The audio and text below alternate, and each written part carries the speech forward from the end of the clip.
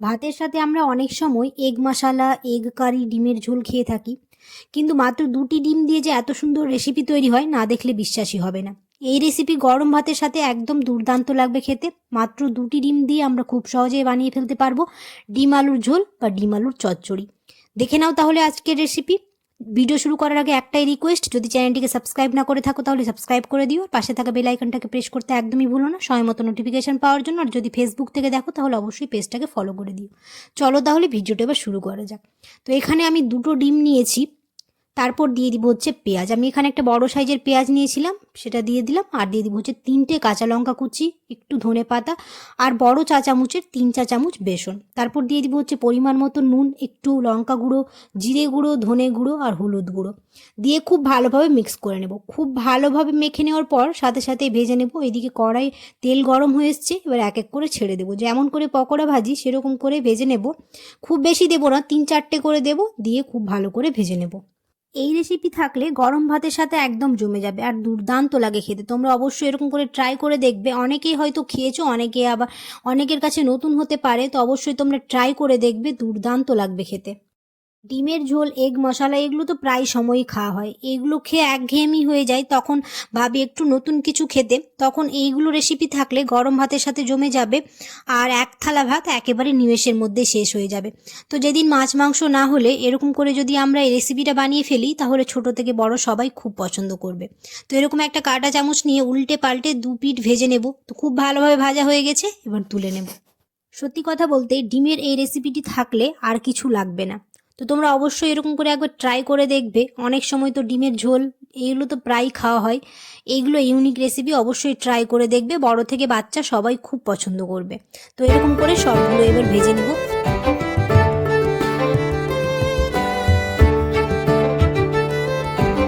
সবগুলো ভাজা হয়ে গেছে, এবার তেলের মধ্যে দিয়ে দিব 1/2 চা চামচ কালো জিরে।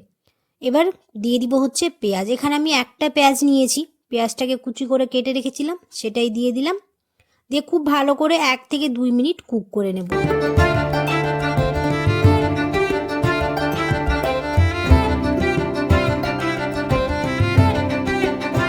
এবার দিয়ে দিব 4 থেকে 5টা কাঁচা লঙ্কা। কাঁচা লঙ্কাটা চিড়ে দিয়েছি, দিয়ে প্রায় 1 মিনিটের মতো কুক করে নেব। তারপর দিয়ে দিব হচ্ছে 1 চা চামচ আদা রসুন বাটা। আবার 1 মিনিট খুব ভালো করে কুক করে নেব।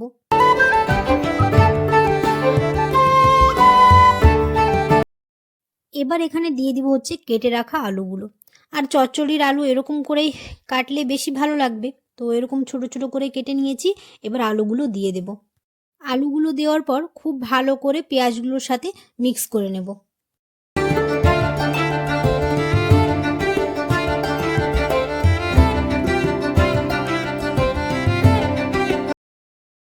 এবার এখানে দিয়ে দিব হচ্ছে স্বাদ মতো নুন আর 1 চা চামচ হলুদ গুঁড়ো, দিয়ে খুব ভালোভাবে এবার মিক্স করে নেব।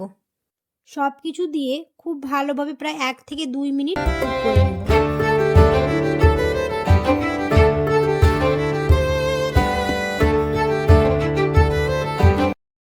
2 মিনিট খুব ভালো করে কুক করে নেওয়ার পর এখানে দিয়ে দিলাম হচ্ছে 1 চা চামচ কাশ্মীরি মরিচের গুঁড়ো আর ধনে জিরে গুঁড়ো, দিয়ে এবার খুব ভালো করে আবার মিক্স করে নেব সবগুলো।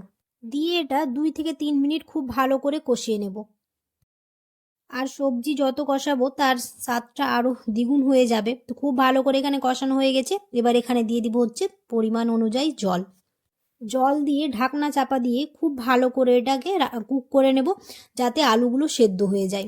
আর গ্যাসের ফ্লেমটাকে একদম মিডিয়াম করে রাখবো, তাহলে আলুগুলো খুব ভালোভাবে সেদ্ধ হয়ে যাবে। খুব একটা সময় লাগবে সেরকম কোনো ব্যাপার নয়, খুব সহজেই আমরা বানিয়ে ফেলতে পারবো। আর দেখতে পাচ্ছ আলুগুলো সেদ্ধ হয়ে গেছে। এবার ভেজে রাখা বড়াগুলো এখানে এক এক করে দিয়ে দেবো।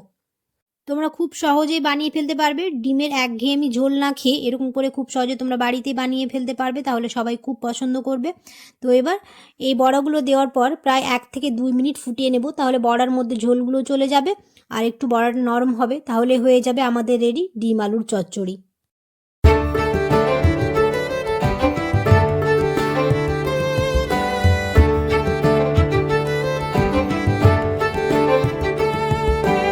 দেখতে পাচ্ছ খুব ভালোভাবে বড়াগুলোর মধ্যে ঝোল ঢুকে গেছে। এবার দিয়ে দিব হচ্ছে সব শেষে গরম মশলা আর দিয়ে দিব হচ্ছে ধনেপাতা। ব্যাস আমাদের রেডি হয়ে গেল ডিম আলু চচ্চড়ি।